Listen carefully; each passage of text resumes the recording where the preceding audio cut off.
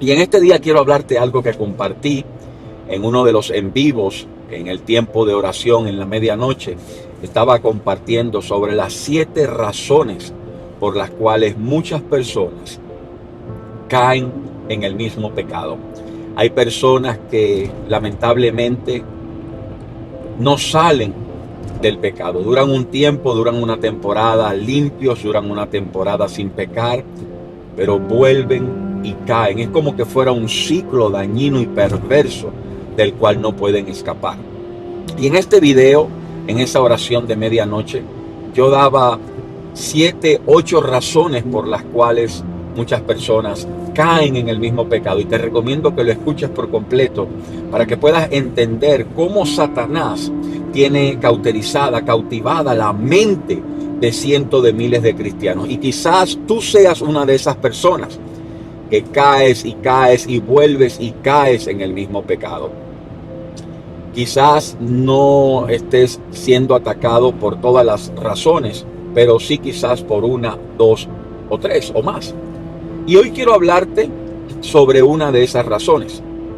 Yo hablé sobre el control y dominio propio. Hay personas que no tienen la capacidad para controlar sus emociones, controlar sus pensamientos o los impulsos de la carne. Y por este motivo caen en el mismo pecado. Otras personas, sin darse cuenta, caen porque quizás abrieron una puerta al enemigo, inconsciente o conscientemente. Otras personas quizás por la falta de conocimiento espiritual, otros por no tener un arrepentimiento genuino, otros quizás por maldiciones generacionales que lo atan, otros quizás porque usan el pecado como forma y ruta de escape, pero hay muchos que caen en el mismo pecado por las influencias del ambiente que les rodea. Hay personas que se juntan con compañeros, con familiares, con amigos, que son los causantes o los motores que los empujan a caer en el mismo pecado. Hay personas que no pueden estar con alguien porque ese alguien los incita, los empuja a pecar. Quizás por presión social, quizás por el simple hecho de que ellos quieren sentirse bien o hacer sentir bien a la otra persona y comparten el pecado y caen en el mismo pecado. El pecado quizás de la lujuria, el pecado del chisme, el pecado de la murmuración, caen en idolatría, caen quizás en fornicación o en adulterio o quizás otro pecado, pero vuelven y caen en el pecado. Hace años atrás, cuando yo estaba trabajando secularmente, yo trabajaba para la compañía de Sprint de teléfonos y tenía una posición de manager. Tenía varios empleados abajo de mí. Yo recuerdo que siempre se la pasaban haciendo chistes de doble sentido, chistes que nosotros llamamos caliente o chistes picantes. Y cada vez que hacían sus chistes, yo me reía, yo me gozaba. Y eran chistes que empujaban a la lujuria, eran chistes que empujaban quizás al adulterio, a la fornicación y a todas estas cosas perversas, porque siempre tenían una connotación sexual. Y yo me gozaba, me reía, aún siendo cristiano, estando en la iglesia. Y recuerdo que un día estaban haciendo sus chistes y me empiezo a reír. Y cuando entro a la oficina, me dice el Espíritu Santo: Andy, está siendo partícipe de toda la vagabundería que están haciendo tus compañeros. Me defraudaste. Y yo me sentí mal. Yo dije: Señor, pero yo no estoy haciendo los chistes. Y en ese momento me recordó sobre una historia que me hacía mi abuela cuando yo estaba pequeña, para darme una lección de que tuviera mucho cuidado con las personas que me rodeaban, porque ellos podían influenciar en mi vida. Y ella me decía: ten cuidado con agarrarle la pata a la vaca. Y yo recuerdo que esta anécdota se me quedó grabada para toda la vida. Y en ese momento el Espíritu Santo me habla y me dice: le estás agarrando la pata a la vaca. Y en ese momento yo dije: Dios mío, perdóname. y dije, es verdad, ellos están influenciando en mí, me están empujando a pecar, me están empujando a tener una mente sucia, me están alejando a que tú no estés en mi corazón.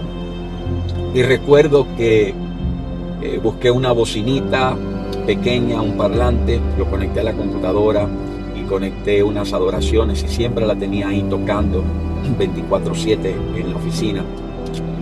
Y tenía bastantes instrumentales y estaba creando una atmósfera completamente diferente a lo que se había creado en mi zona de trabajo.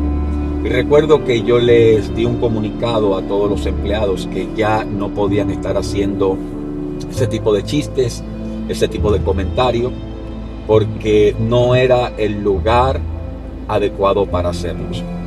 Y poco a poco me di cuenta que es muy importante saber con las personas con quien nosotros nos rodeamos.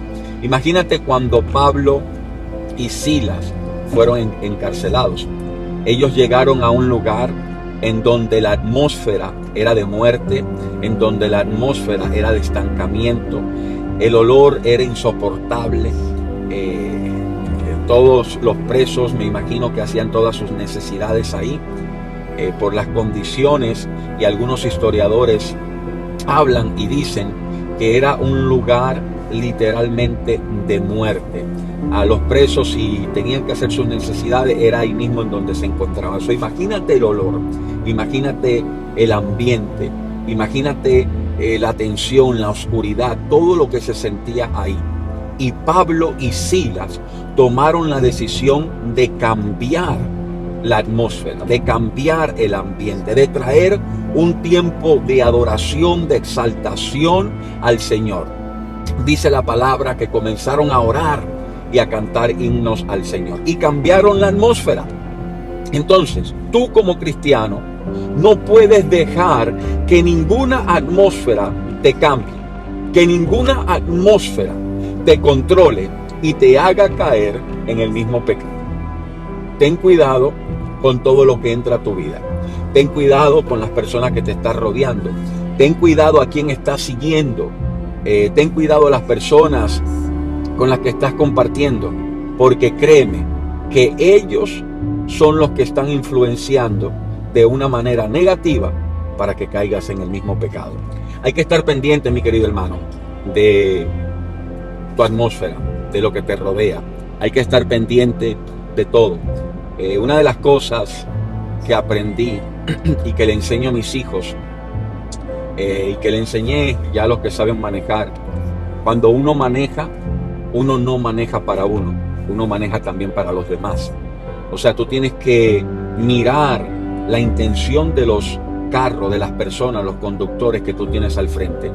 ¿Qué van a hacer para que tú puedas estar siempre listo y prevenido? Claro está que a veces es imposible controlar todo, pero si tú tienes el control y estás siempre consciente de tu alrededor, de las personas que están a tu alrededor, créeme que te va a ir mucho mejor. Entonces, para terminar, mi querido hermano, puedes salir de este tipo de pecado y de todos los pecados que te acechan, que te hacen la guerra, que van y vienen nuevamente, simplemente reconociendo que hay un pecado, reconociendo que no eres tú el que va a eliminar ese pecado, sino el Señor, reconociendo, ¿verdad?, que está ese pecado en ti y arrepintiéndote de corazón. Ese es el primer punto, arrepentirte de corazón, reconocer que hay un pecado. Segundo punto, tienes que entregarle todo a Dios. Entrégale tus cargas, tus miedos, tus preocupaciones. Entrégale ese sentimiento, ese deseo de pecar. Cada vez que llegue la tentación a tu vida, entrégaselo a Dios. Entrégale todo a Dios. Tercero, y creo que una de las cosas más importantes, ora, lee la palabra, medita en la palabra, ayuna. Y cuarto, busca una persona que te ayude, una persona que te pueda dar ánimo, dar un buen consejo, dar una palabra de aliento para avanzar y para seguir. Que Dios te bendiga, que Dios te guarde, que Dios te prospere y multiplique en ti aún más esa unción que te arropa. Comparte este video y que sea de mucha bendición para todos aquellos que lo escuchen.